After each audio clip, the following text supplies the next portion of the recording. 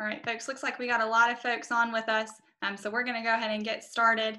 My name is Logan Padgett. I'm JMI's Director of Communications and Public Affairs, and I just want to welcome everyone to our May 12th Zoom call with Joe York, JMI's President and CEO, Bob McClure, and JMI's Vice President of Policy, Sal Nuzzo.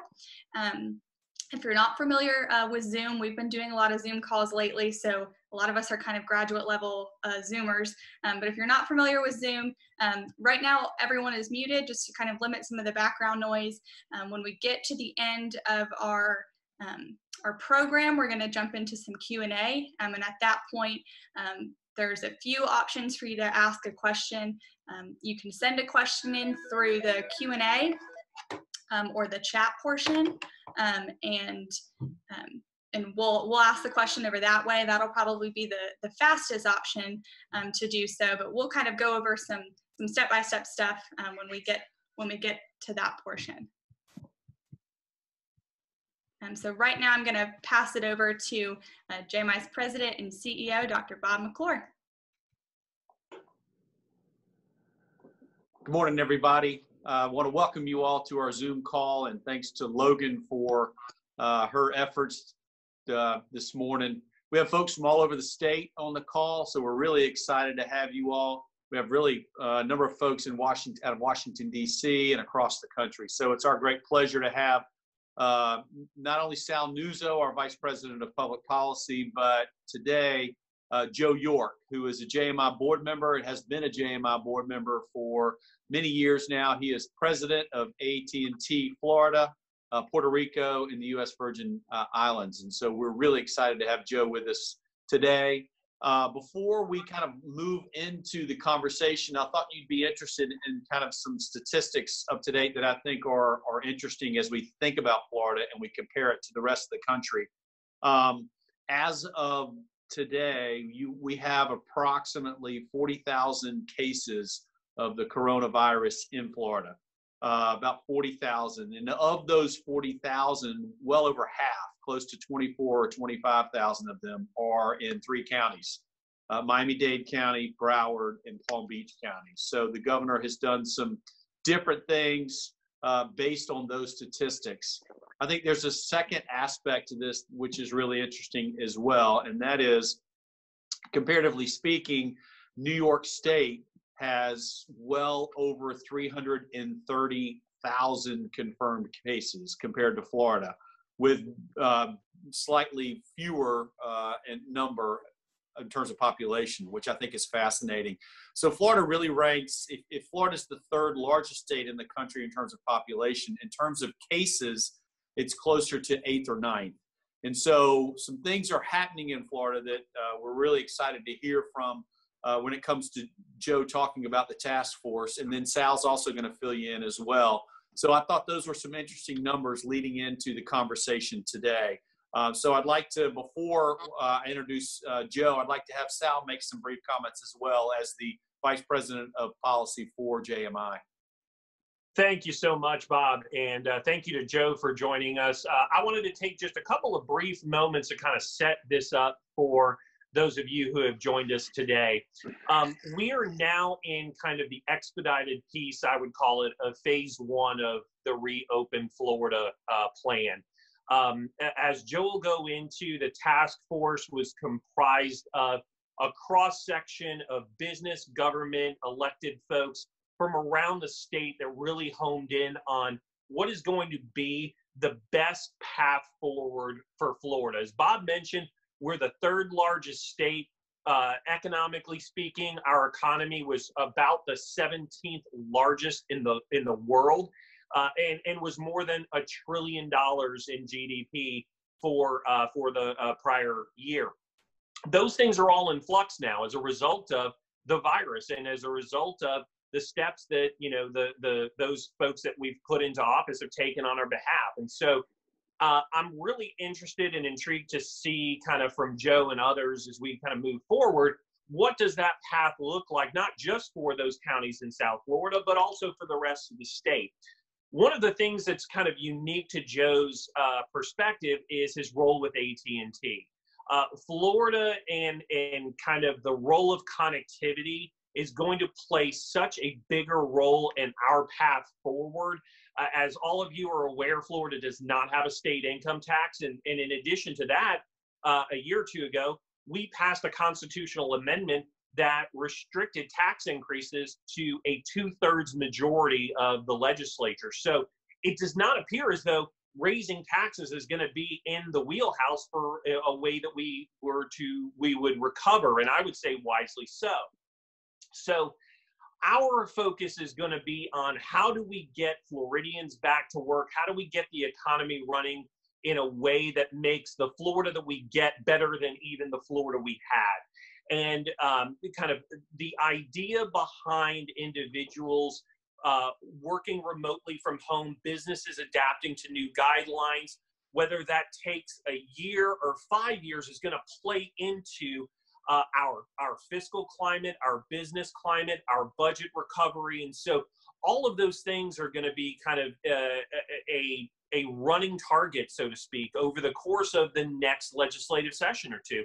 So those are things that, you know, are going to be debated in ways that I'm both, you know, concerned about, but also very excited about, because Florida has been a part of the nation's kind of economic prosperity, and it will continue to be.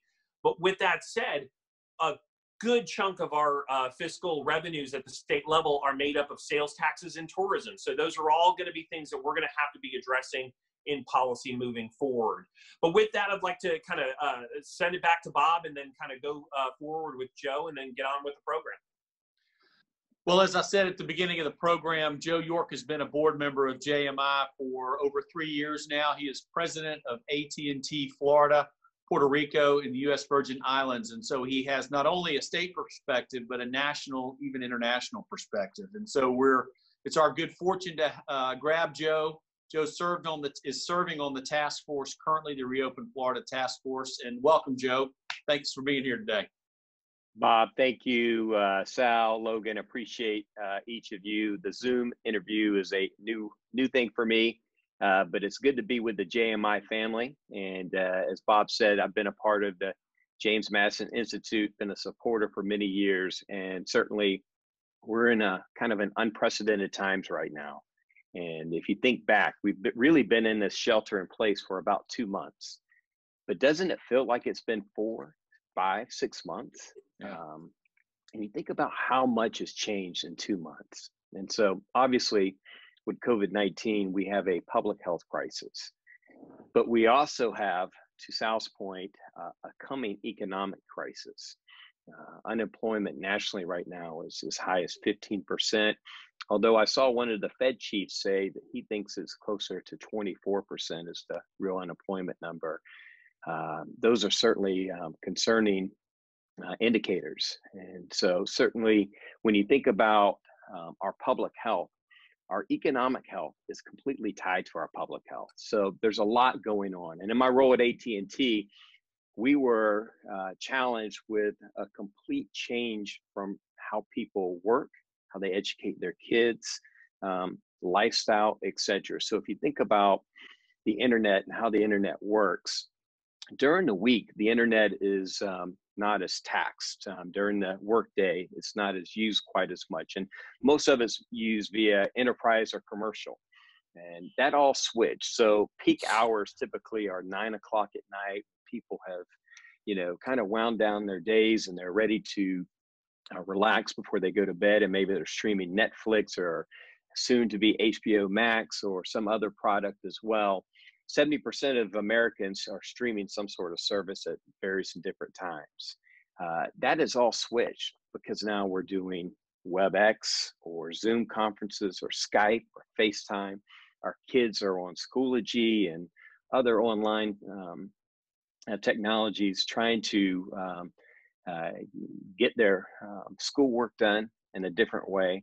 And so everything really changed. And so our network had to change as well. And we had to kind of reconstitute it so that we could shift it from during the day commercial and enterprise capacity to consumer base and home capacity.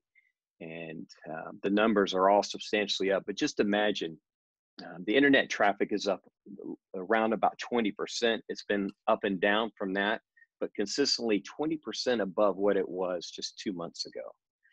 Think about the traffic on our streets if all of a sudden traffic increased by 20%, or think about if your business and the challenges you had or the capacity increased by 20%. And in spite of those challenges, we've really been able to, by and large, with a few hiccups here and there, we've been able to allow people to readapt their lives during this particular time, so that they can work from home, so that they can educate from home. Some who are able to do so can run their businesses from home. I've been working from home for 2 months. Most of my team, anybody at AT&T who can work from home will. We are an essential service. So obviously wireless technology, internet, the ability to make phone calls is critical. So our employees never stopped working, and our frontline employees, really, those are kind of the heroes of the AT&T family.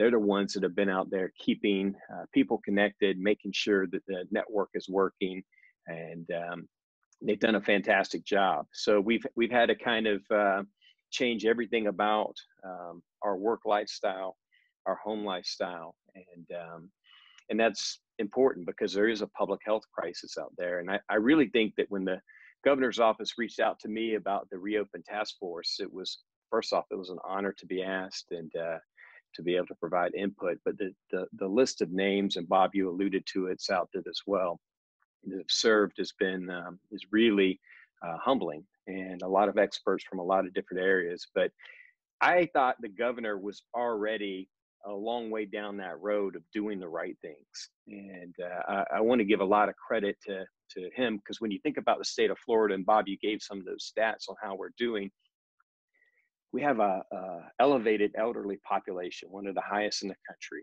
We have substantial urban and metropolitan densities, and our citizenry in Florida travel a lot, not just domestically, but internationally.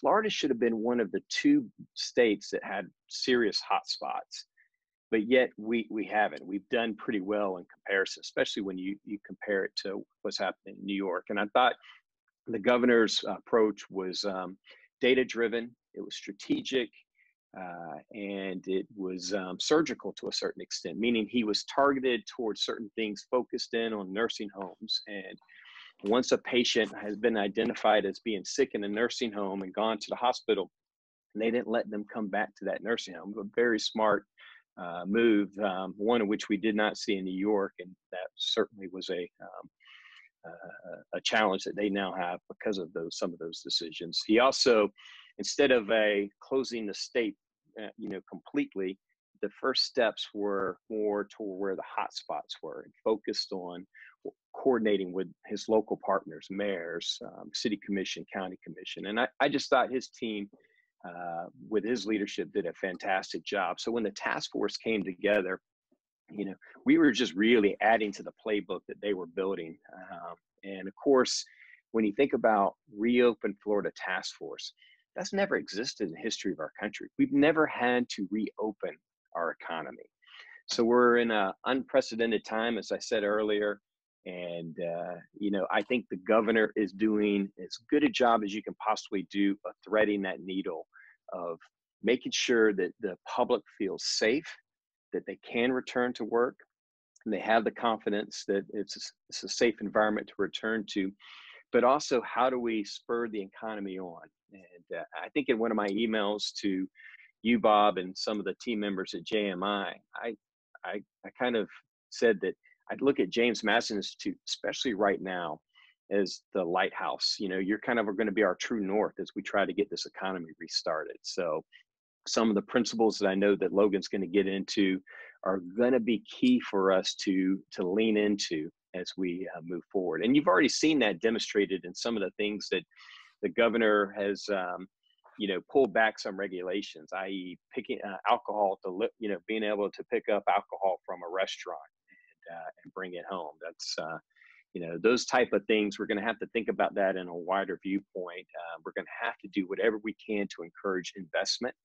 And certainly AT&T is going to play a large part in that. the last 3 years, we've invested about $1 billion in CapEx per year. And we're going to continue to do that to make sure that our networks are reliant, they're resilient, and continue to work for folks. We have a lot of practice at this because we obviously prepare for hurricane season. Our emergency operations is second to none. And so when this crisis hit us, we had a playbook. Now, it wasn't a playbook for public health, but we were able to take a lot of the playbook that we use for emergency operations due to natural disasters and really kind of adapt it to this public health crisis. And I think we've done a pretty good job. We're not perfect. Nobody is. And so I'm really careful about being critical of leaders that are trying to make decisions on behalf of the public.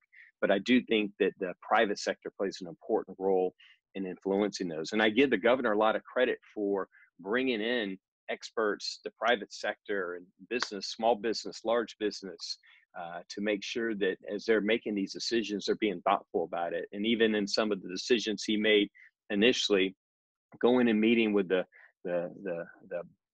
barber in Orlando and listening and allowing him to give him input as to how he would operate his business. Because if you think about businesses going forward, for a business to survive in this new economy, they're going to have to put the safety of their customers first and foremost. So they're going to have to make sure that they adapt to the social distancing requirements and make people feel at ease when they come into their retail shop, their restaurant, or whatever it may be. And businesses just want a chance to be able to do that. And so I commend the governor for opening the state back up, and I look forward to seeing that progress. The numbers certainly in Florida as it relates to COVID are positive as far as the trend lines are going down, and we hope that is a continued process. It's good to be with you, Bob. Thanks for having me and everybody that's part of the JMI family. Great. Thank you, Joe. Thank you. We're going to open it up to questions here in just a couple of minutes. Before I move to that, though, a couple things I want to share with the group. JMI is going to, as you well know, we travel the state on a regular basis, but obviously in these times we're not able to do so. So starting after Memorial Day, JMI is going to do regional Zoom calls with our supporters and our donors. In your particular area, if you're a supporter of JMI, we're going to have some regional Zoom calls. You can do them from your beach house, you can do them from your living room, you can do them from wherever. But if you're from Sarasota, Jacksonville, Naples, wherever, we're going to do those regional Zoom calls all throughout the summer. So we're coming to a city near you very, very soon. So be looking for that from Logan, our Director of Communications. So I'm going to turn it over to Logan. She's going to share with you a few things that we have done for the task force with our 5 principles that Joe alluded to. Before doing that, we have, as I said at the very beginning, we have well over 100 folks on this call who are participating from all over Florida and all over the country. A lot of you are supporters and donors of JMI, and always we're grateful for that. Our work continues.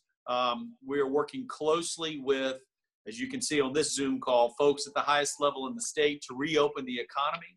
But we also have to think forward. We have to think about an election that's coming in November. We have to think about good public policy, because there are those on the other side, shall we say, who want to use this crisis to advance more government, larger government, greater regulations, and those kinds of things. So the work of JMI goes on. And to our supporters and our donors, we're grateful for your continued generosity. Sal is also working very closely at the national level with a host of different coalitions, working with the congressional delegation to think through next steps, making sure things like if there is a next stimulus package, that it's not going to bail out state pension funds for people who have been, bad actors for more than a generation. So Sal's working with the congressional delegation on that. He's working with the White House on a whole host of different issues. So the work of the Institute goes on. To our supporters, thank you. If you're not a supporter, you're not a donor to JMI, I would encourage you to do so. To join the team, you can visit jamesmadison.org/donate. And if you are a supporter, we hope you will continue to do so. It matters greatly in this time. You know, this pandemic has provided numerous challenges, but it's also provided tremendous opportunity to get the message out of what matters most when it comes to good public policy. And with that, Logan's going to share with you our 5 principles. So thank you again to our supporters. Visit jamesmadison.org/donate. Thanks, Bob.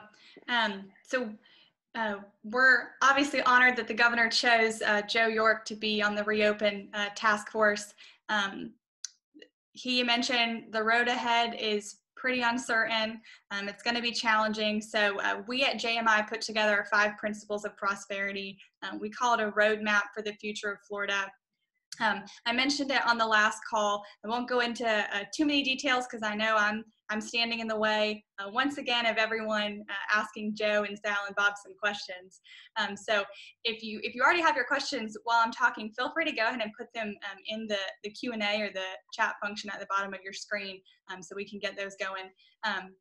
But we hope that the task force kind of looks at these 5 principles, and then in addition, state and local lawmakers, you know, as we're moving through this challenging time, that they utilize it as well. I hope you already know, because it's my job that you already know, that we launched a video series called Policy Gone Viral. Since we postponed a lot of our events and our scheduled gatherings in the future, we still want to impact a lot of today's decision making. So we started this video series. We are providing some short commentaries, some research, some humor, and kind of some face-to-face interaction right now. So using the Zoom technology. So I hope that you check that out. We'll be sending around kind of a link of where you can find all those videos. We still have our podcast series going on as well. If you're on the go and you can't watch the videos, go to iTunes, Google Play, and you can check us out there in addition to our website. If you're not following us on social media, you know, that's the fastest way you're going to find out about all the things that we're doing. So these are the places you can do that. All right, questions. So if you are on a computer and you have a question, we have a lot of folks on the call, like Bob said. We would love for you to send your questions in through the Q&A option. There's also the option to raise your hand. We'll go ahead and call on you and unmute you. If you're on your phone, you can do that by pressing *9 to raise your hand. So I'm going to play a little bit of moderator's discretion and kick it off with the first question.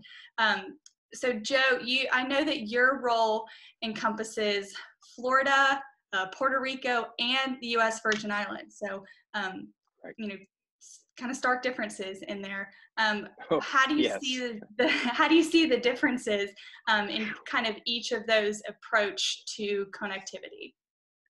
Yeah. So, well, first off, let me talk about the approach of from the government via the COVID-19 crisis. I thought that in Florida, the governor was, as I mentioned before, everything he did was very strategic, very surgical. It was measured. It was driven by data. Obviously, there's a close coordination between the governor's office and the federal team, the CDC, certainly, and the White House.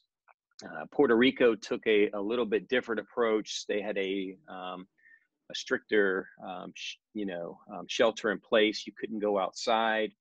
Interesting data point is that very few cases they can trace to contacting the virus outside. So it's like almost all the cases are contracted inside. So I don't know that being outside in and of itself is a challenge. I think we do have to practice social distancing, but the government in Puerto Rico certainly shut down the entire economy, put a very strict shelter in place. Our stores were not allowed to open. So in Florida, as an example, to juxtapose the two, we probably had about 30 to 40% of our stores open at the early part. So in Jacksonville, you might have one store in a 20-mile radius. And But you need the stores to be open because we're an essential service. And if you're having problems with your technology, if you're having problems with your phone, or you need to upgrade something because you're shifting your business or your work, or everything about your life is shifting to the home environment from a technology perspective, you may have to go and get to a store so somebody can help you set that up if you don't already have it. Or if you have a problem with your phone, or if you're having a problem with your service, sometimes you need to go talk to somebody. So having some stores open is a really critical aspect and function. And certainly Governor DeSantis recognized that. He did a excellent job of continuing to allow us, as did all the mayors that had their own shelter-in-place orders. Generally, they recognize that we're an essential service, a critical aspect like power and others, healthcare workers, and allowed us to continue to operate. We operated, obviously, starting on a smaller scale, but in Puerto Rico, we couldn't open our stores. And we could deal with network issues, sending our truck technicians out to deal with something, but we couldn't open up our stores. And for the customer perspective, that created some challenges. So they have been slower to come back. Their economy has been struggling for some time, and it appears that the economy is going to continue to struggle in Puerto Rico.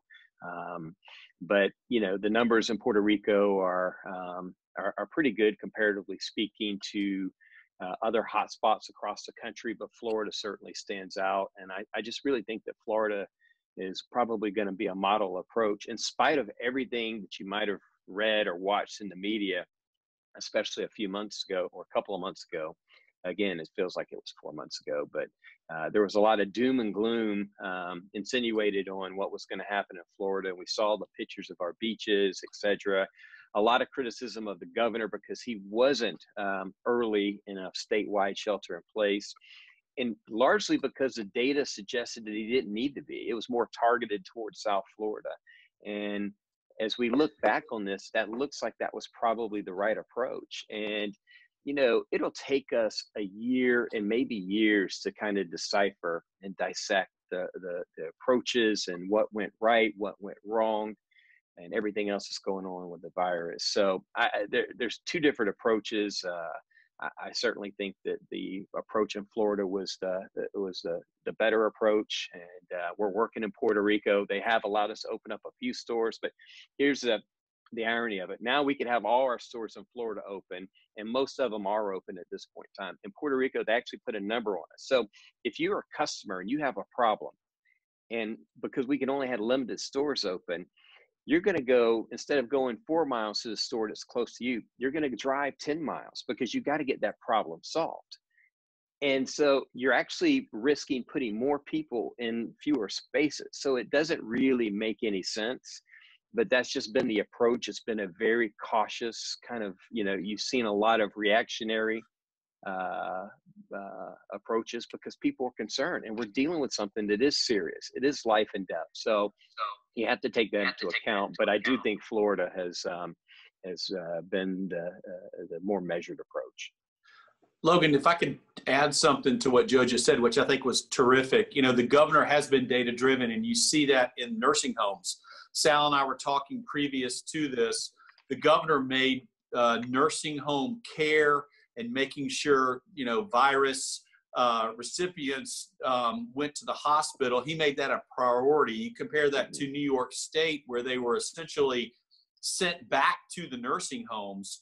And what was it, Sal? 1,700 people in the state of New York have died in nursing homes, which is more than the entire state of Florida. That's the kind of data-driven thing that Joe's talking about, which I think is critically important, that the governor made those decisions early on. Yep. Thanks, Bob. Thanks, Joe. I've been working from home with an infant, so to Joe's point, I do feel like it's been months. So I'm ready for that. Sal, I think this question is probably for you, related to pensions coming in from CJ. So many states are in rough pension funding conditions. Florida has made some great strides. What steps do you recommend the governor can do to kind of continue on that? Great question. And I would take it in two parts. And I think there's the very kind of acute issue of municipal pensions, versus the state retirement system. So I'll take the easy part first. The Florida retirement system covers all state employees as well as all of the county employees. Not everyone is aware of this. So school district employees are at the county level. All of the county operations fall into the Florida retirement system. When you look at how that system is funded and managed by the Florida State Board of Administration, it's largely considered the single best managed state level pension program in the entire country. Typically, when you look at a funding percentage, most actuarials will say, while 100% funding is, certainly the brass ring, anything over about 80% of your funded liabilities is a really well-funded pension program. Florida's funded somewhere in the neighborhood of 86 to 88%, depending on the year. So at the state level for the FRS, it's in really, really great shape. And that's a testament to a lot of the decisions that Florida has made over the course of probably the last 20 to 25 years. Then we get to the harder challenge, and that's at the municipal level. When folks like us and other groups like the Collins Center and others have looked at city pension programs, the funding levels can get as low as in the 50% range. And those are big challenges, and they're challenges for two reasons. One is you've got the funding problem, but the other part of it is you have this, I hate the term, but I'm going to use it anyway, a ticking time bomb of large portions of that public employer base or employee base getting ready to retire. And so some of the things that I'm hoping that both the legislature and the governor can look to in the near term, i.e. in the 2021 session, is looking at how pension programs are calculated at the municipal level, looking at robust reforms. I would be an advocate of mandating that any new hires have to go into a defined contribution program as opposed to a defined benefit program. But those are really, really big lifts. So that's kind of the two prongs of that. Good. Thanks, Al. So question for Joe from our friend Sarah. She says, all eyes are on Florida as it moves to reopen and implement this phased approach. How are state and local federal government roles working together to ensure the private companies can do what they can do best and serve consumers? That's a really good question. Complex, but I'll take a stab at it. Well, first off, I think that the governor creating a reopen task force and bringing in the diversity of stakeholders that had influence on that. And look, I believe the governor's team had a plan that they were building already. And I think the task force came in and added to that plan. And I do think the governor is continuing to use a task force in a more surgical way. When he has an issue, he's going to the various and different experts and listening. One thing about this governor is, that I've learned pretty quickly is that he reads a substantial amount. He takes in a lot of data and he's able to process it and utilize it, make decisions on behalf of it. So it's clear that there's been a close coordination at the state level with the feds, but as well at the local level. And I experienced that on some of the calls on the Reopen Task Force where Mayor Jimenez or other city leaders were engaged in asking good questions and we're getting good response, or the kind of response that we're going to get back to you. And I know there were sidebars where they raise, questions that, again, we're in something that's unprecedented. And so I think that the coordination between the federal, the state, and the local, from this state's perspective, has been superb. And you think about some of the mayors. I know that Mayor Curry, I live here outside of Jacksonville, and I think that the mayor here has done a good job, not only coordinating with the governor's team, but also taking guidance from CDC and the federal health officials as well. And I think Dr. Burks came out and was had very positive statements about the mayor of Jacksonville, and as well as the governor and the approach that Florida has taken. So it's going to be something that's going to be it's going to evolve, right? as we get back to work. And I'll give you an example. When I got appointed to task force, there was a small business here in Jacksonville. It's a clothier firm. And he reached out to me, and basically what he said in his text was, appreciate you being on this. We just want to have an opportunity to see if we can make it work in this new normal. And a friend of mine told me he hates the word new normal because he thinks that's not going to be as good as the old normal. But it is what it is. It's the reality of what we're going forward with.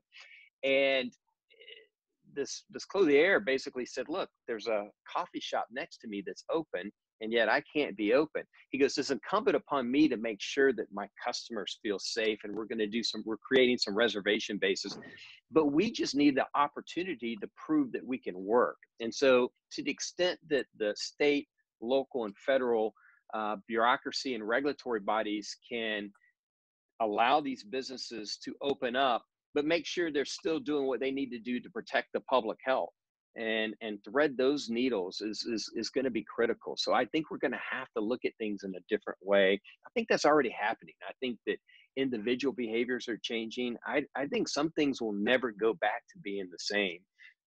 Even when I find myself, my wife and I were watching TV the other night, and you see people that hug or shake hands, and it jars you in a way that it would not have 2 months ago. And so there are all kind of new paradigms that we're dealing with. So I expect that you'll see an evolving process there. But thus far, I think that at the state and local level across the board, I think Florida's done very, very good. I give high marks to all of our elected leaders, starting with the governor at the top.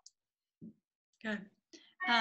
Question from David that came in through the chat, or few questions kind of combined into one, talking about K-12 higher education. How can K-12 and higher education be improved while dealing with funding and revenue shortfalls right now? What role should the internet play in facilitating better instruction at a lower cost? And how can we improve internet access for households right now? Wow. Well, that's a lot to unwrap, right. But let me just start with, yeah, thanks, David.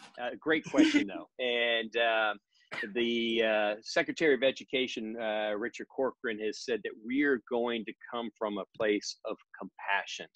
And when we're thinking about children, families, our educators, first off, I want to give a shout out to the teachers and how they've adapted to this new world and are continuing to teach students. Florida is a leader in dealing with this crisis. We're a leader in educating our kids, and we're going to continue to expect higher standards and high expectations from our children. Certainly, we are learning a lot from this process about what works, what doesn't. One of the things that Florida had in place was the Florida Virtual School, and they've been able to scale that up so that all of our students across the state can take advantage of that. And other states have been reaching out to us, trying to learn how we were able to really, in a smooth fashion, shift to the online education space. That's not to say we don't have bumps in the road. You talked about connectivity. In particular, in rural areas, we do have some connectivity issues. I was having a conversation with somebody, and I always talk about, doing speed tests. And I always have my phone. I do a lot of speed tests because I work for AT&T. Well, most people don't do speed tests or know what kind of speeds they're getting. Well, a lot of them do now. In this new world, a lot of them do. And they realize that what they had is not enough for what's required of them, whether it's working from home and husband and wife are doing WebExes at the same time, or Zoom conferences, and their kids are also doing a Schoology course or Florida virtual school class. And they realize they don't have the capacity, and they're trying to figure out how can we get faster speeds. What we found is it's not a one size fits all. There are these little pockets and of spaces that impact somewhere in the neighborhood of 50 people to 500 in certain communities where they just don't have good connectivity. They may have connectivity, but it's not enough for what's required of them right now. So we're working hard to continue to upgrade and spin. And because we're also the FirstNet provider, meaning we built the wireless broadband network for first responders, which also includes healthcare workers.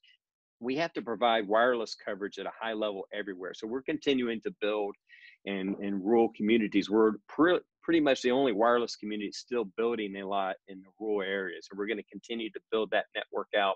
So I think wireless, I think 5G ultimately will help. I think whatever governments can do to incentivize, to make it easier, speed up the permitting process. We're not there yet. We still struggle with that. Permitting in parts of the state can be very slow. And I hope that governments are recognizing the importance of connectivity. And when we're building out small cells or our macro towers, that not only are we increasing speeds, but we're also making our network more resilient, more redundant, because we have hurricane seasons right in front of us. The federal government, I think Congress is looking at a more robust rural broadband package, and it'll be interesting to see what that entails. But we're certainly think investments into rural broadband can certainly be positive. But I go back to the Secretary Corcoran and his principles of compassion, but also we're going to continue to have high expectations for our teachers, for our students, and we're going to be the best place to educate a child, whether it's in the K through 12, the state college, the technical, or the university system. And we're really leaders in all those right now, especially in this crisis. And Logan, if I can just hop on it, just to piggyback on that, at a macro level, in a kind of a crisis like this, there's going to be kind of a fork in the road and two major choices that, you know, every decision is going to have to be filtered through. And that is, do we go the route of a government-controlled mandate or a regulation that is, as Joe mentioned, a one-size-fits-all package regardless of the circumstances? Or are we going to go the route of empowering markets and empowering kind of the idea that free market capitalism can fill the void and fill it in a way that's has far more long-term prosperous outcomes? The inclination in an acute crisis like this would be, well, let's let the government fix it. And, you know, kind of the mission of JMI is to try to stand athwart that and say, stop, and please recognize that market competition is absolutely 100% the best possible avenue to approach a solution in a long-term kind of approach to something like this. Amen. Thanks, Hal. Thanks, Joe. Just a selfish plug, we did do a Policy Gone Viral video with Mike Miller from Florida Virtual School. So David and any others that are interested kind of about how FLVS is connecting folks right now, I'd encourage you to go watch that video. Unfortunately, that's all the time we have for questions today. I know that there's a few others in the chat I'd love to get to. Stan had a question about college football. I hope that we have college football, goodness. Don, a question about balanced budget requirement in Florida, and a few others. I'm gonna share my screen so that you can see my contact info. Please send me your questions over. I'll get them to Joe, I'll get them to Bob, I'll get them to Sal, and we'll get back with you. But I'd like to turn it over to Bob to close this out. Joe, thanks for joining us today. It was a terrific program. I really appreciate your wisdom and knowledge, having served on the task force and also in your role at AT&T. I really appreciate you being on here. Thank you. And we hope to get you back soon. Thank you. Sounds good. I appreciate it. It was great being with you, Bob, team, and all the JMI supporters. What you guys do, again, you're our true north, and we're going to need that, because the economic crisis that we are going to facing is going to be, in my opinion, even more substantial than the public health crisis. So the principles that JMI stands for and advocates for are going to be critical that we go back to those, because the government can't provide for the economy, and that's going to play out clearly as we start seeing some of these numbers. So hopefully we can get people back to work in a safe manner, but we're going to need JMI there, making sure that as we do it, the policymakers are taking on the principles that you guys stand so strongly for. So thank you for all you do.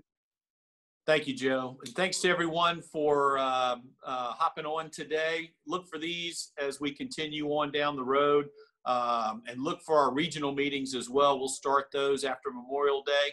Best to everyone. Stay safe, and we'll look forward to seeing you again soon. Thank you. Be safe. Thank you.